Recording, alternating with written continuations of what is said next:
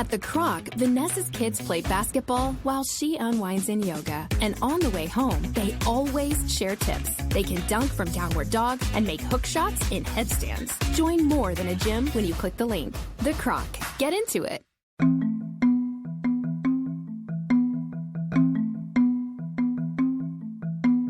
When Alyssa couldn't reach her sister, Jennifer, on Mother's Day, it didn't ring alarm bells at first.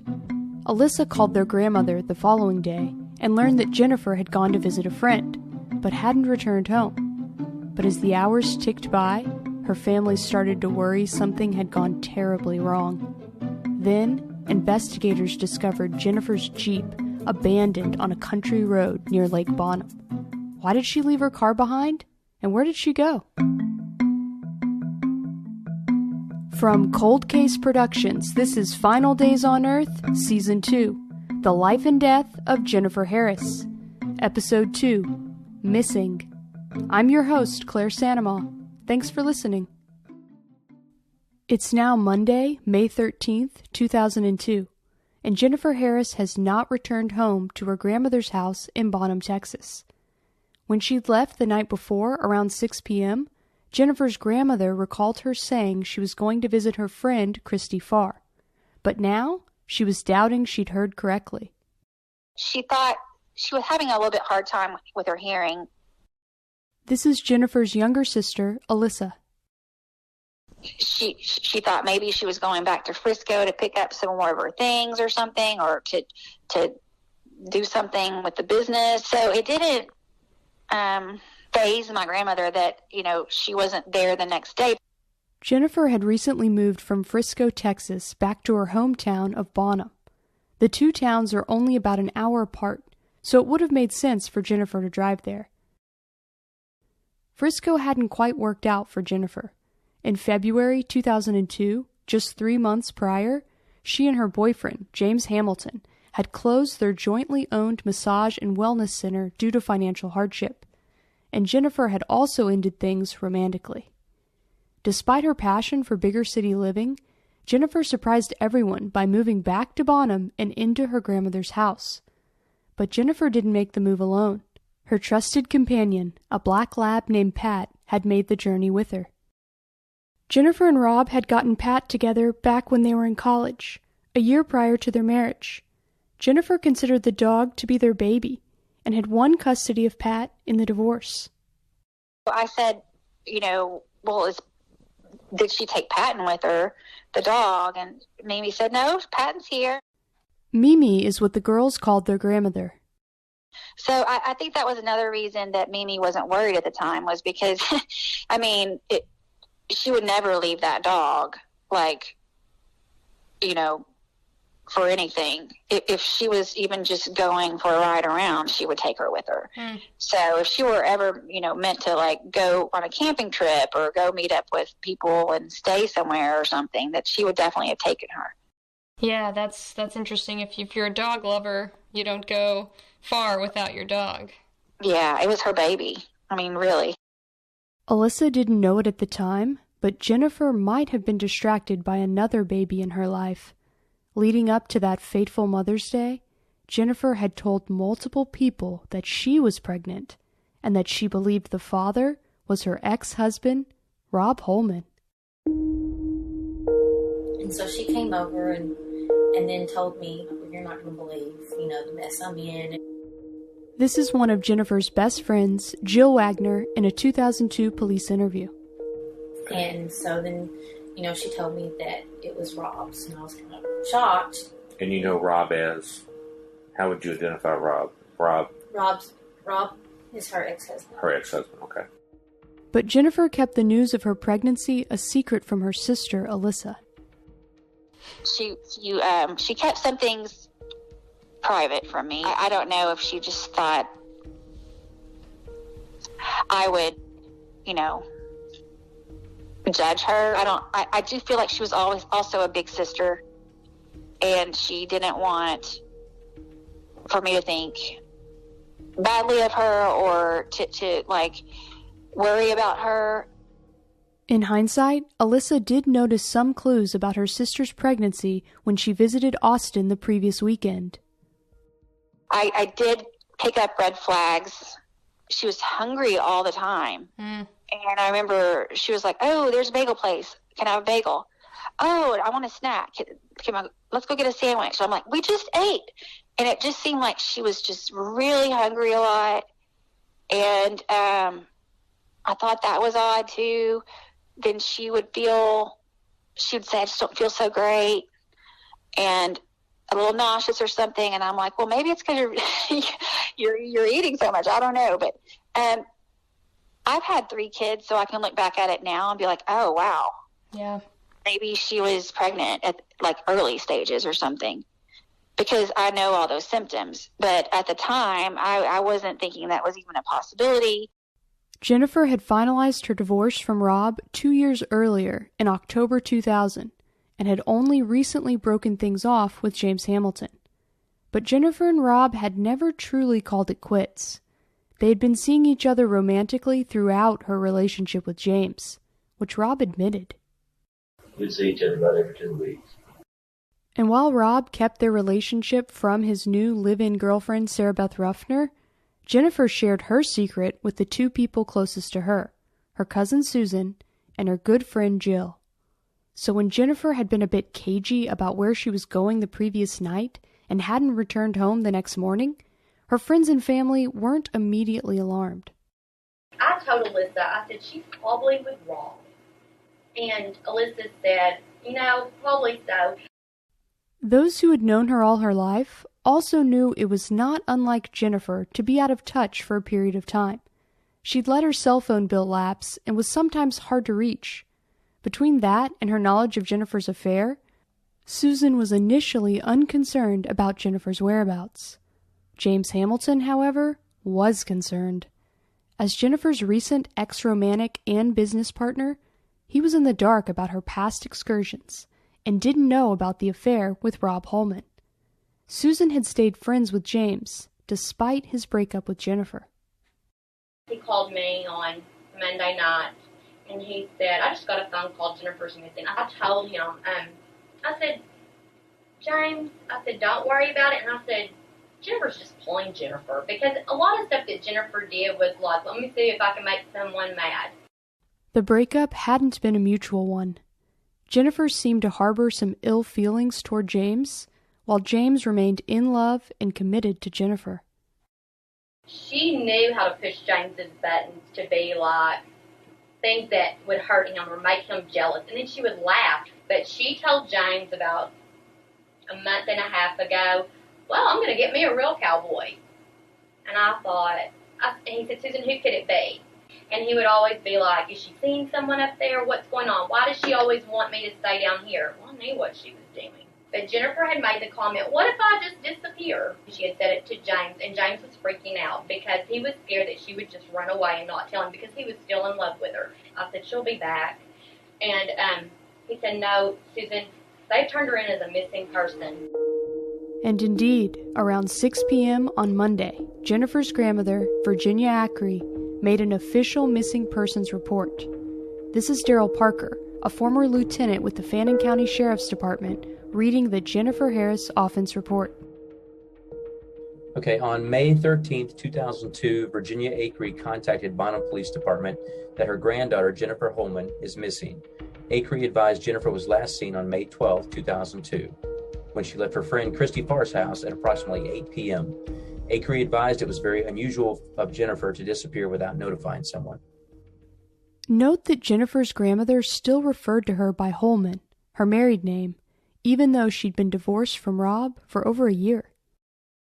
At this point, even those who knew of Jennifer's propensity to take off for a while began to suspect that this time was different. Here's Jennifer's close friend, Jill Wagner, in a police interview. Oh, I'm worried. I'm worried that either y'all aren't ever going to find her or you're not going to find something positive at this point. I just think if she was going to take off and be gone, maybe 24 hours would have been the most that she would have, done something like that. Have you ever known Jennifer to take off?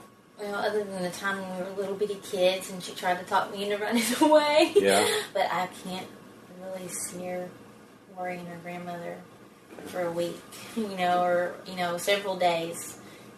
that, since she's staying with her grandmother, I just know that even if she decided she was going to take off for a couple of days because she needed a breather and, everybody's driving her nuts and she's used to living by herself or, whatever, I just think she would have said something before she left. I'm under the impression she probably didn't tell anybody where she was going when she left that night.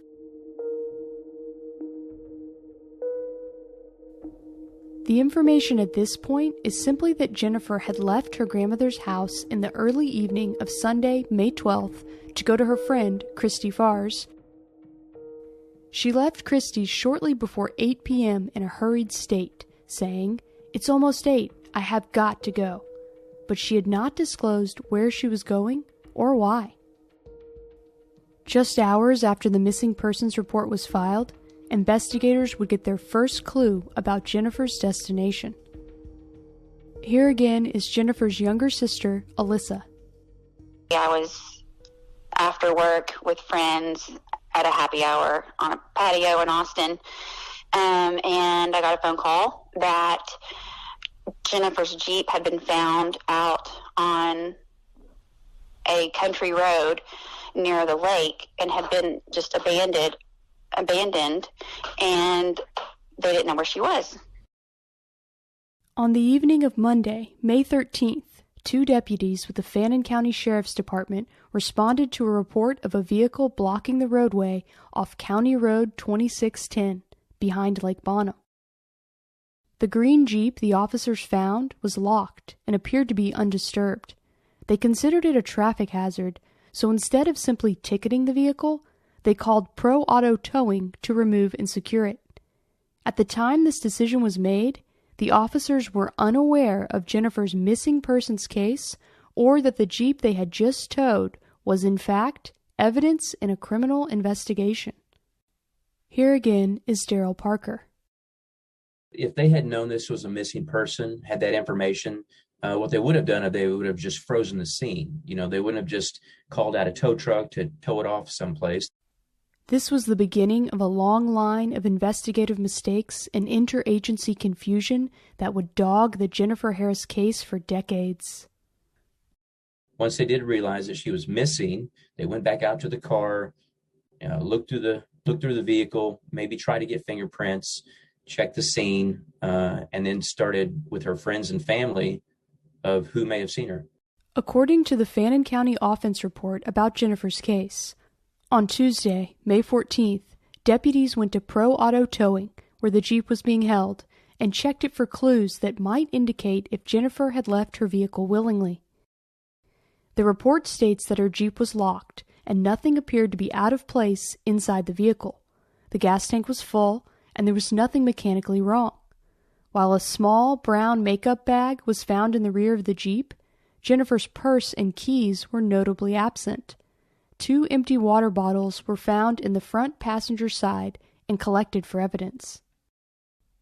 Next, authorities contacted Search One Rescue to bring trained dogs to the original scene on County Road 2610, where the Jeep had been abandoned. They were trying to pick up Jennifer's scent. The road where Jennifer's Jeep was parked was a residential area, but there was one nearby business, the Lake Bonham Hoedown, a local music venue known for bluegrass, country, and gospel music. There hadn't been a concert the night that Jennifer went missing, but the bright red building was something of a marker. Directly across the road from the Hoedown, there's sort of like a wooded area. And so it's possible that Jennifer walked from her car across and into the wooded areas. So in an abundance of caution, them bringing out dogs to see if they could track her if she was on foot, that was a reasonable step, but ultimately unsuccessful. Yeah, according to the report, it says the dogs indicated she did not walk away from her vehicle, from what they could tell. Right. Again, too, it had rained that night, so that's going to make it more difficult for those dogs to get a scent. That's a good point. Yeah. The weather certainly plays an interesting role in this case. And so once the car's been found, they don't see, any signs of foul play in the vehicle. They don't see signs of a struggle, anything like that. What are the working theories? Is it possible that she, hitchhiked from that location, or were there other ideas thrown out in those early days? Well, from an investigative standpoint, you start kind of gaming what might have happened. And one of the first thing was the vehicle mechanically sound? Did something go wrong with the vehicle? Well, the keys were not found with the vehicle, so they couldn't really start the car to find out. But it didn't appear that the vehicle was disabled. So if the vehicle was not disabled, she left the vehicle. She didn't have, there were no personal belongings left in there, like her purse. That's an intimate personal belonging. She took that with her. So you start thinking about what are the possible reasons. The first appearance is that she met someone. She parked her car off the roadway, locked her vehicle, and took her intimate personal items with her. That would indicate to an investigator that she met someone that she knows. One of the questions Jennifer's family had early on about the contents of her Jeep was if the Reckless Kelly CD she had bought in Austin was located. It was not listed by investigators in the Jeep's inventory.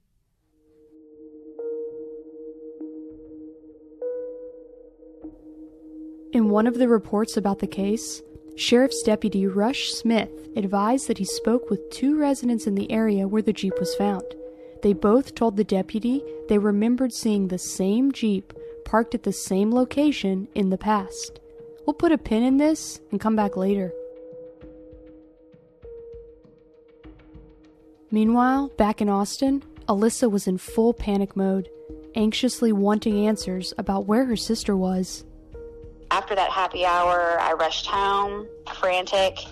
I lived in an apartment, and I began calling James Hamilton and saying, "Where's my sister? What have you done with my sister?" And just really frantic and panicking. And he said, "I don't know what you're talking about. Calm down. I haven't seen her. I haven't talked to her. I don't know." And I just got angry and hung up. Alyssa arrived in Bonham the next day. I just packed up my things, and it took me a while to get there, but I showed up in Bonham at my grandmother's house on the 14th, which was Tuesday. Yeah. And, what's going through your mind when you hear that your sister's missing? Do you have any idea of, where she could be, why her car would have been out at the lake? At first, it dawned on me maybe she decided to go camping or something, and maybe Mimi didn't remember it. Mimi, remember, is what the girls called their grandmother. It wasn't uncommon for Jennifer to go camping. In fact, Rob's family had a cabin nearby. Susan also brought up the possibility that Jennifer could be hiding out there. But I told Alyssa, I said, "Has anyone checked the cabin?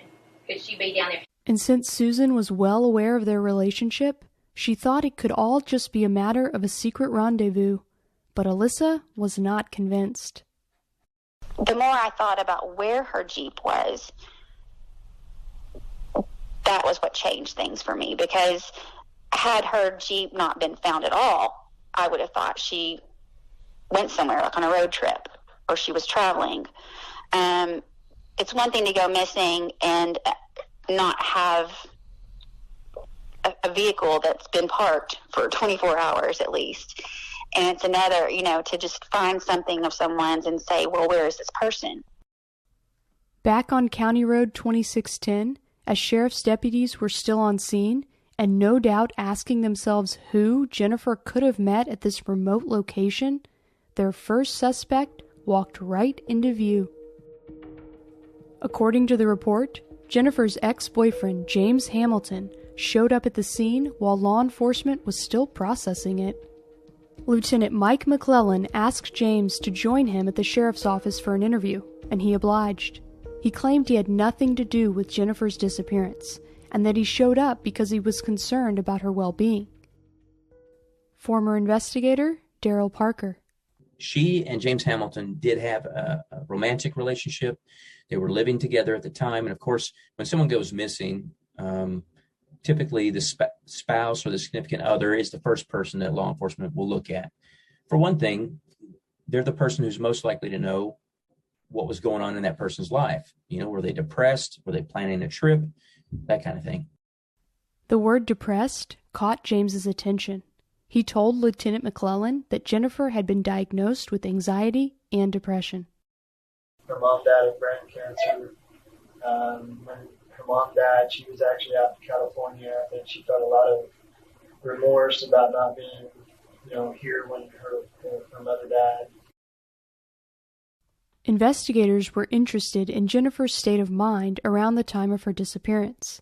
They followed this lead with people close to her. Here again is her cousin, Susan. She told me she was depressed because her mom had died, and she threw everything into her business. And when she threw everything into her business, then she let everything else go. And she said nothing made her happy. Her house, having a new house, redoing it, Rob, nothing. She got real depressed, I guess, in the fall, because she was always moping around, and she would always be like, I'm depressed, I don't want this business anymore. I would say, Jennifer, you need to just get out of this funk mood and quit being depressed all the time. You have so many things to be happy about. And she would say, why, Susan? My mom died. I have a business, and I don't even take care of it. I don't want to get out of bed in the morning. After hearing about Jennifer's troubles and subsequent mental health diagnosis, investigators wanted to explore the possibility that she had left of her own accord. Authorities paid a visit to Jennifer's house in Bonham, where she'd been living with her grandmother, Mimi. This is Jennifer's sister Alyssa describing the scene at the house. She had her wedding book out. It was typically in a box, and the box had been opened. The wedding album was out, and Mimi said, yeah, she was looking at that. Her wedding video had been in the VCR. And I asked Mimi, and she said, yeah, she was watching that. And, I was kind of like, what is going on? I was kind of trying to be Nancy Drew in that house, and was just wondering if I could find anything. But I knew I wouldn't find anything specific to her disappearance, because I don't think she planned on disappearing. You just wonder if there's anything that can help you understand her state of mind, or...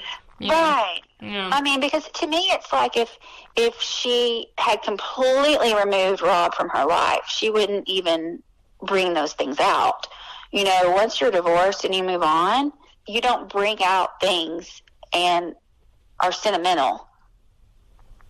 Right. So that just kind of made me think that she was trying to revisit her marriage and patch things up, or she was possibly trying to figure out where things went wrong, or get that feeling back of when they were in love. And to me, that just put Rob in her life, and I did not know to what extent.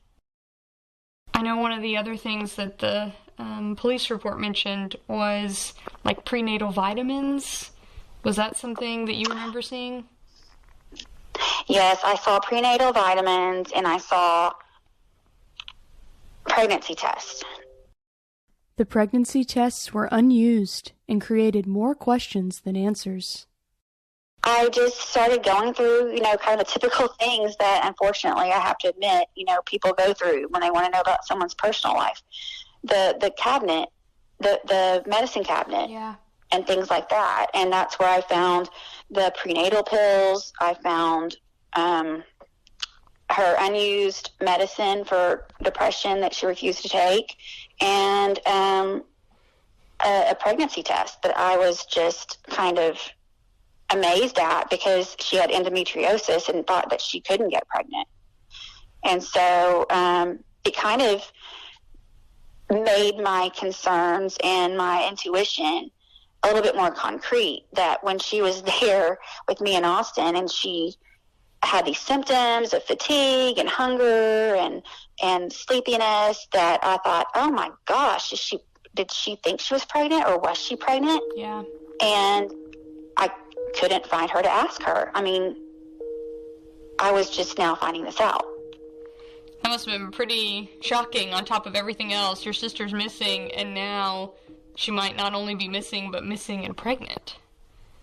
Yes, absolutely. I just felt like hit by a brick. And what if she's pregnant? If she's missing and she's with child and I'm an aunt and something happened to her, what am I going to do? Yeah. It was just a lot of confusion and ambiguity and just torture. Gosh, yeah. And then, of course, you had to wonder, if she's pregnant, who's the father? Yes, absolutely. I wanted to talk to her. I wanted to just say, hey, what's going on? Don't worry about it. We'll work it out. Yeah. We can always figure it out. Just, it's not anything that, we can't deal with. Even though she was down in the dumps, I guess you would say, and depressed, she would never do anything to harm herself. And much less if she was carrying a child. And I know that she would have been the best mother ever. It might not be the best circumstances for her, but she would have definitely had support from the family and her friends. And I think she might have questioned initially, what would I do? What are my options? Sure. What should I do? And I think when it came down to it, she would have the baby. My thought is that she would do everything she could to get back with the father if she was pregnant with their child. As the police are starting to piece together their investigation down at the station, the Harris family circled the wagons at their own headquarters, Grandma Mimi's house. It was really and truly just us trying to figure out what happened. And so on that Tuesday, it says that you get to your grandmother's house around 7 p.m. And then it says around 9:30 that Rob came by. I was curious, was he invited over or did he just show up? No. He just showed up, and I hadn't seen him in over a year. So I thought it was just kind of strange, but he seemed really nervous and tense, but I didn't know if it was because it was an awkward situation, like we hadn't seen each other and they'd been divorced and stuff like that, or what. I said, come in the house, and so he came in, and I could tell he felt really uncomfortable. Alyssa would later write down her memories of her subsequent interactions with Rob and give them to police to include as part of the case file. From the starring role in a wedding video to an unexpected cameo in Mimi's living room, it seemed as though suspect number 2 had just re-entered the frame. Investigators begin to retrace Jennifer's steps on Mother's Day. They look into Jennifer's phone records from that day and see a familiar name. Her ex-husband, Rob Holman. She's going to come out to Mom and Dad's to see my mom for Mother's Day. I told her that I didn't want her to, it's, I have a girlfriend out there, and I just don't like the situation there. And so that was pretty much the gist of the conversation. But was there more to their conversation? On the next episode of Final Days on Earth, the life and death of Jennifer Harris. What really happened on Mother's Day?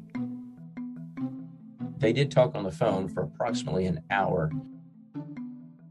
I'll always love her, but it's just one of those love her but can't live with a person type of deal. Jennifer told her grandmother that no one should be alone on Mother's Day.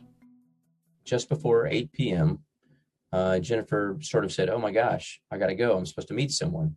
Now, unfortunately for us, she didn't say who she was going to go meet. She was still carrying on this thing with Rob behind James's back, which I knew, but I couldn't tell James.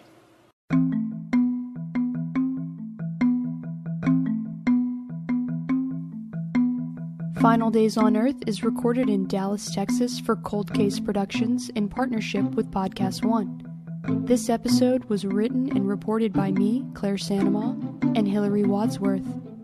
Audio production by Matthew Mallinger of Podcast One. Original theme music composed and performed by Riley Simmons.